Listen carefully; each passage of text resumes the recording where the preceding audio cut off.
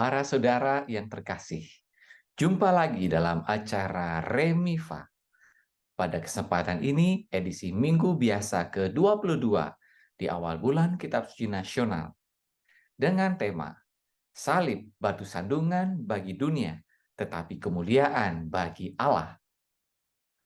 Para saudara yang terkasih, ketika mengawali kuliah S2 di Universitas Negeri Mataram tahun 2013 dan kuliah S3 di Universitas Negeri Malang tahun 2018.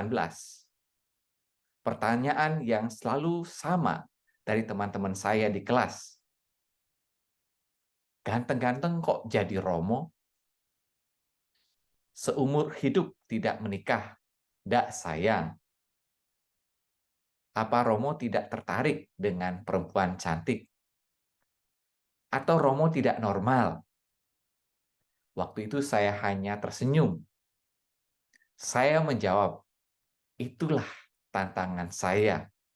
Itulah penyangkalan diri saya. Karena teman-teman saya kebanyakan Muslim, saya mengatakan demikian. Seperti teman-teman, pada bulan Ramadan, jihad bil nafs atau jihad besar, demikian pula saya harus mengendalikan hawa nafsu seumur hidup saya. Teman-teman saya tertawa dan menjadi paham. Para saudara yang terkasih, dalam Injil minggu ini, Yesus mengingatkan para muridnya untuk berani menyangkal diri dan memikul salib. Minggu lalu, Petrus diangkat setinggi langit karena pengakuannya akan kemesiasan Yesus. Akan tetapi, ketika Yesus mengatakan tentang salib, Petrus menarik tangan Yesus ke samping dan menegurnya dengan keras.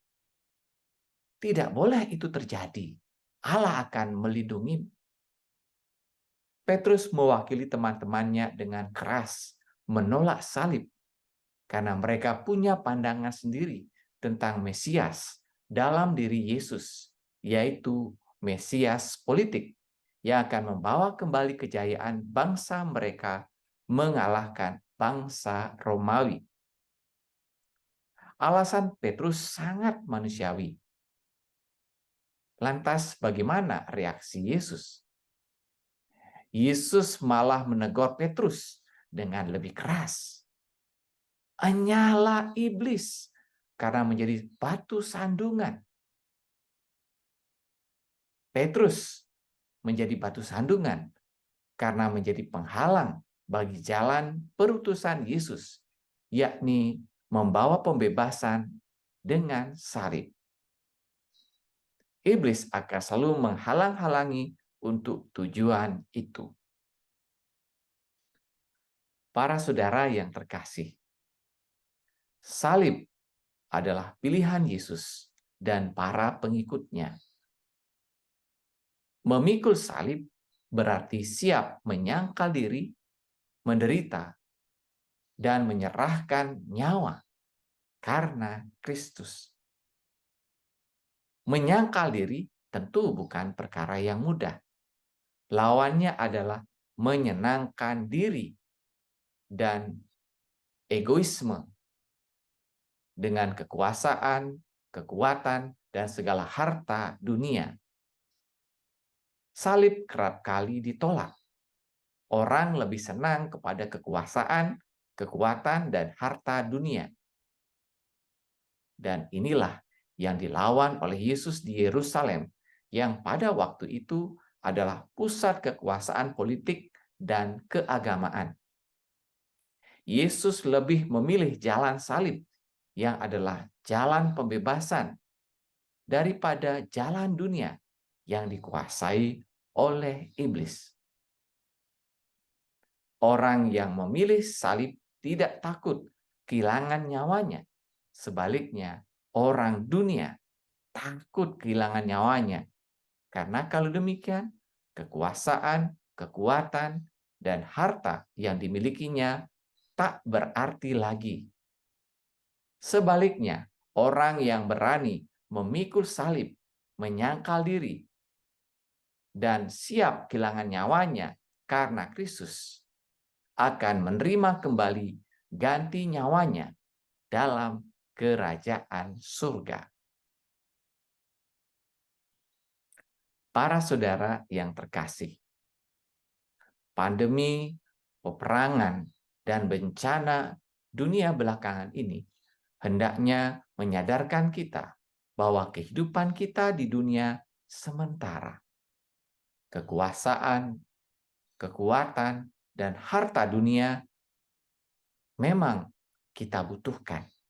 Tetapi kiranya kita jangan dikuasai olehnya, sehingga kita lari, bahkan menolak salib dan penderitaan.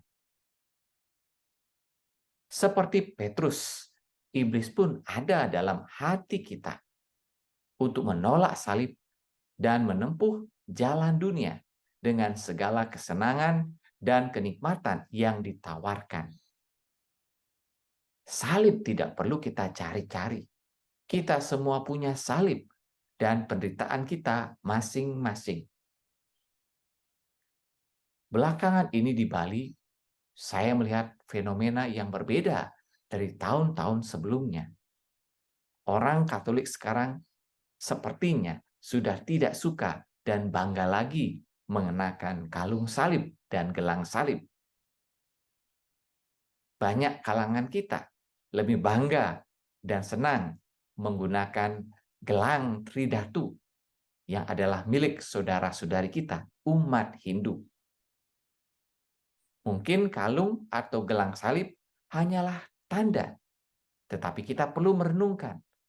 Jangan-jangan kita sudah tidak bangga lagi dengan salib yang harus kita pilih, kita pakai, dan kita hayati dalam hidup. Para saudara yang terkasih, salib sudah terbukti adalah jalan pembebasan bagi dunia dan umat manusia. Salib membuat kekristenan mengalami kejayaan. Salib membuat kita menjadi pribadi-pribadi yang mempunyai karakter gigih dan ulet.